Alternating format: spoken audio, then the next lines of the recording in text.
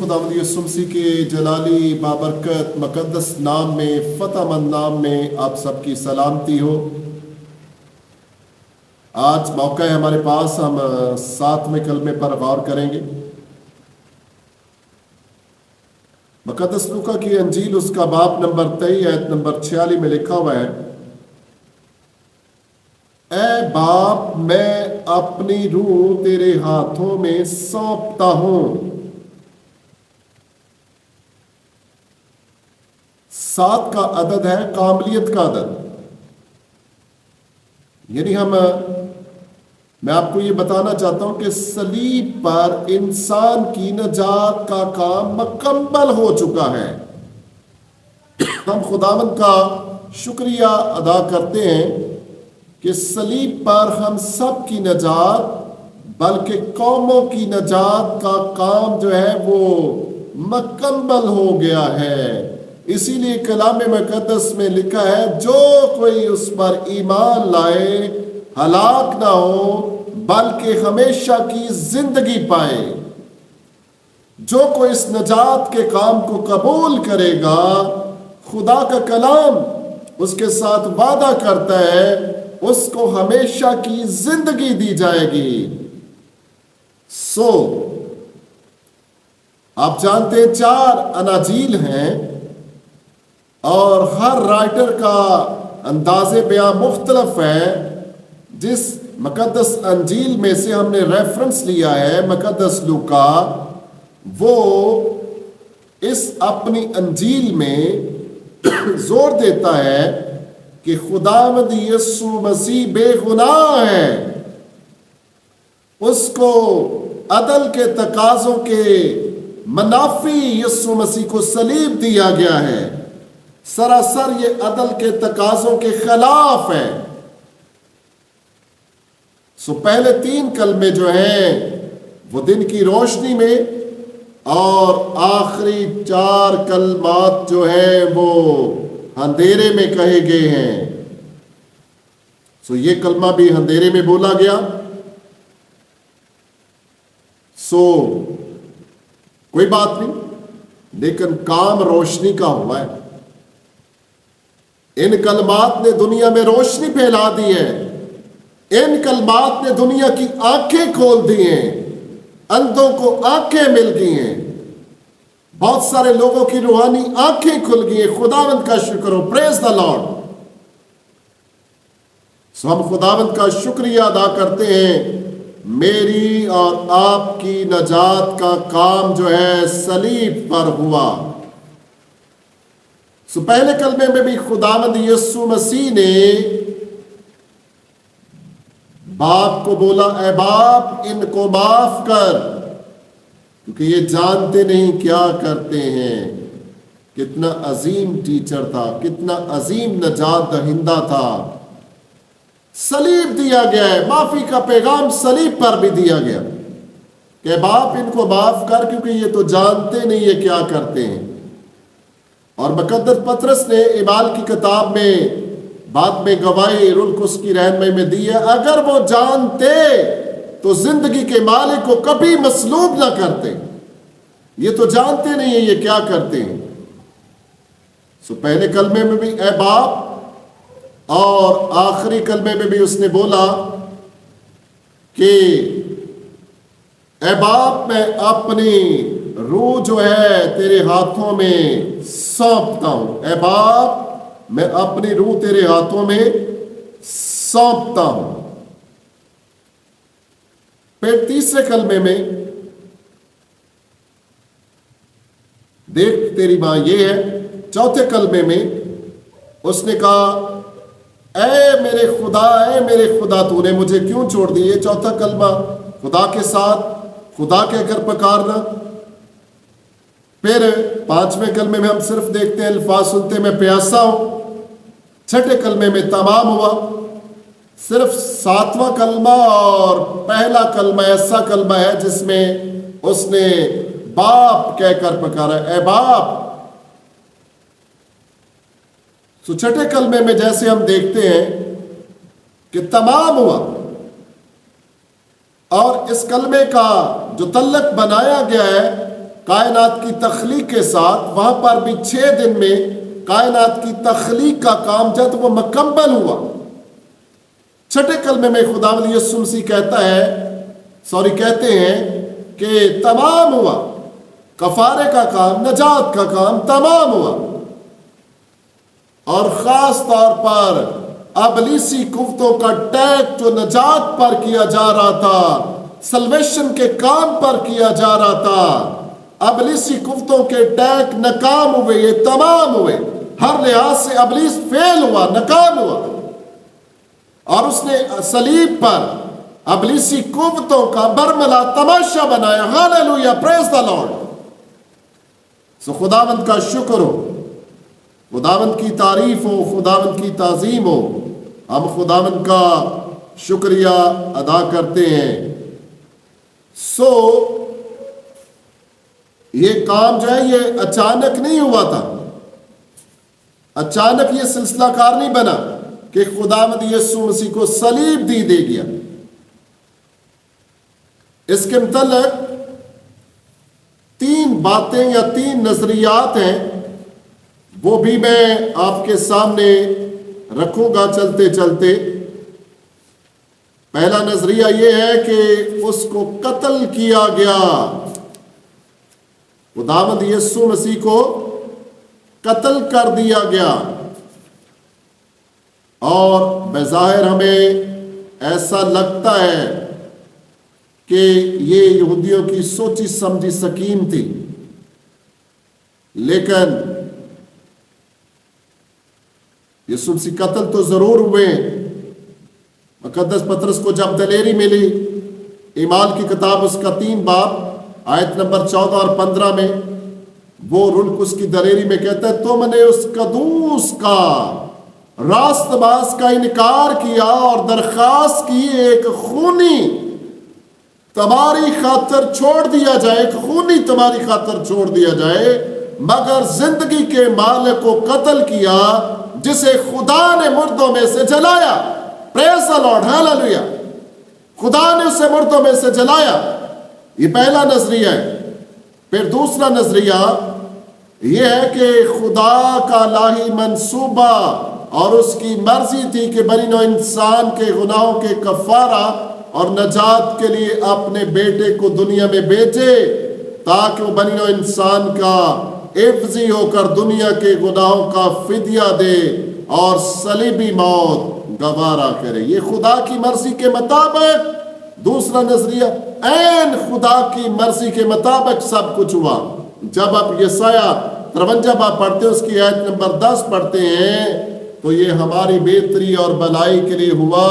کلام میں لکھا ہے کہ خدا کو پسند آیا۔ کیا پسند آیا خدا کو؟ کہ وہ اسے کچلے تاکہ ہم نہ کچلے جائیں۔ اتنی عظیم محبت خدا نے ہمارے ساتھ کی ہے۔ سمجھ جائیں اس محبت کو، فائدے میں رہیں گے، بچ جائیں گے۔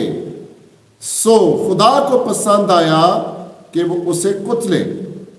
پھر متی کی انجیل اس کا 26 باب آیت نمبر 39، اے میرے باپ، اگر ہو سکے تو یہ پیالہ مجھ سے ٹل جائے، تو بھی نہ جیسا میں چاہتا ہوں بلکہ جیسا تو چاہتا ہے ویسا ہی ہو۔ یہ خدا باپ کی مرضی کے مطابق ہوا۔ آنے والے دنوں میں بتاؤں گا اس دعا کے متعلق جو باغ گتسمنی میں کی گئی، اس پر بھی غور کریں گے ہم۔ پھر تیسرا نظریہ ہے خداوند یسوع مسیح کی صلیبی موت کے تعلق سے جو پیش کیا جاتا ہے، وہ بنائے عالم سے پیشتر ہی ذبح کیا ہوا برا تھا، اور اس نے بنی نوع انسان کے گناہوں کے کفارہ کے لیے بطور عوضی رضاکارانہ طور پر صلیبی موت گوارا کی اور انسان کی نجات کا کام مکمل کیا۔ مقدس یوحنا کی انجیل اس کا 16واں باب آیت نمبر 17 اور 18، باپ مجھ سے اس لیے محبت رکھتا ہے، میں اپنی جان دیتا ہوں، فرما برداری، میں اپنی جان دیتا ہوں۔ وہ اپنی جان دینے کے لیے آیا تھا تاکہ بہتوں کو بچا دے، تاکہ اسے پھر لے لوں۔ کوئی اسے مجھ سے چھینتا نہیں، میں اسے آپ ہی دیتا ہوں، مجھے اس کا دینے کا بھی اختیار ہے اور پھر لینے کا بھی اختیار ہے۔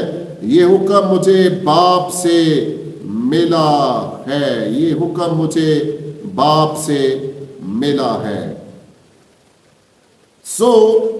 ایک بہت ہی خاص بات، ایک بہت ہی بید کی بات میں آپ کے سامنے رکھنا لگا ہوں۔ کلام مقدس میں چند فوق الفطرت واقعات کا ذکر ہے جو ہمارے خداوند یسوع مسیح کی صلیبی موت کے موقع پر رونما ہوئے تھے۔ یہ واقعات یہاں اپنے اندر ایک لاہی گہری خاموشی سموئے ہوئے ہیں۔ وہاں خداوند یسوع مسیح کی بے گناہ موت کا بولتا ثبوت بھی ہے۔ آئیے میں اس پر روشنی ڈالتا ہوں، کیونکہ کلام مقدس میں ہم غور کرتے ہیں، کیونکہ خداوند یسوع مسیح کی صلیبی موت عید فصح کے موقع پر ہوئی۔ خداوند یسوع، یہ دوبارہ رپیٹ کرنے لگا ہوں، خداوند یسوع مسیح کی موت جو ہے عید فصح کے موقع پر ہوئی، جو محض اتفاق نہیں تھا۔ سوچے، غور کریں، جو محض اتفاق نہیں تھا، ایک الہی منصوبہ تھا۔ بہنوں بھائیوں، فصح کا اصلی برا بنی نوع انسان کے گناہوں کے بدلے قربان ہو، اس لیے اس دن یروشلم کو جانے والی ہر راہ جو تھی وہ مصروف تھی، کیونکہ لوگ عید فصح منانے اور گناہوں کی سالانہ قربانی گزارنے کے لیے ہیکل میں جا رہے تھے، لیکن اس بات سے بے خبر تھے ایک بڑی قربانی، ایک اصلی قربانی میرے لیے، آپ کے لیے، اس وقت کے لیے، تمام بنی نوع انسانوں کے لیے، اس وقت تمام یروشلم کی طرف جانے والے، ہیکل کی طرف جانے والے یہودیوں کے لیے، فقیوں کے لیے، فریسیوں کے لیے ایک عظیم قربانی کا بندوبست ہو رہا تھا، لیکن وہ بے خبر تھے۔ اس دن ان کے گناہوں کے لیے ایک مکمل قربانی گزرانی جانے کو تھی، جس سے ان کو سالانہ عارضی نہیں بلکہ مستقل اور ابدی معافی حاصل ہونے والی تھی۔ سو بیٹیوں، بہنوں، بھائیوں، اس دن 5 بڑی خاص باتیں ہوئی تھی۔ لکھا ہے کہ سورج کی روشنی، مقدس لوکا کی انجیل اس کے 23 باب کے مطابق آیت نمبر 45، سورج کی روشنی جاتی رہی، مقدس کا جو پردہ تھا وہ پھٹ کر 2 حصوں میں ہو گیا۔ اوپر سے پھٹا تھا، نیچے سے نہیں، اوپر کو پھٹتا پھٹتا نیچے آیا، تاکہ یہ ثبوت ہو یہ آسمانی کام ہے، کسی انسان کا کام نہیں ہے، نجات کا کام اوپن ہو گیا تھا۔ زمین لرزی اور چٹانیں تڑک گئیں۔ یہ ثابت ہوتا ہے کوئی الہی ہستی نے انسانوں کے لیے نجات کا کام کیا۔ قبریں کھل گئی، بہت سے جسم ان مقدسوں کے جو سو گئے تھے جی اٹھے۔ پھر صوبے دار نے کہا، جب یہ ساری باتیں، بہت دفعہ اس نے بہت سارے ڈاکوؤں کو مصلوب ہوتے ہوئے دیکھا تھا، لیکن ایسے واقعات نہیں دیکھے تھے، اور یہ صوبے دار کی گواہی ہے، بے شک، ہاللیلویا، بے شک یہ شخص راست باز تھا، بے شک یہ شخص خدا کا بیٹا تھا۔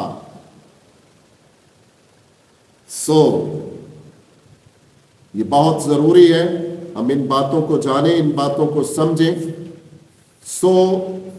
لکھا گیا کہ اے باپ، میں اپنی روح تیرے ہاتھوں میں سونپتا ہوں۔ یہ بڑی خاص بات ہے۔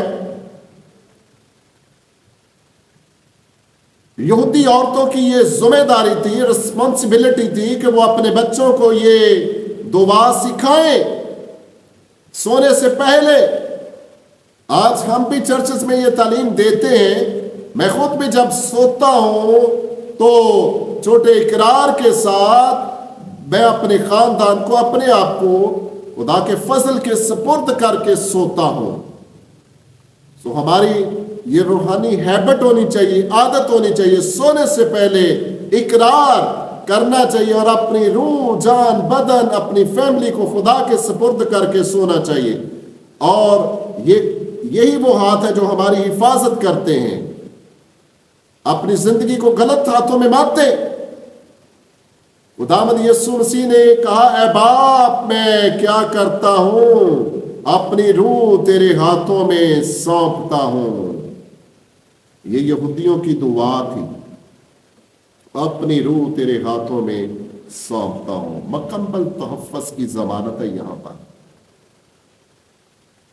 मुकम्मल नजात, यह नजात का पैगाम सलीब पर हमें दिया जा रहा है। यीशु मसीह ने एक एग्जाम्पल भी कायम की है ईमानदारों के लिए, अपने लोगों के लिए। जब वो इस जहांफानी से रुखसत होते हैं तो उनकी जबानों पर ऐसे अल्फाज होने चाहिए, ऐ बाप मैं अपनी रूह तेरे हाथों में सौंपता हूं।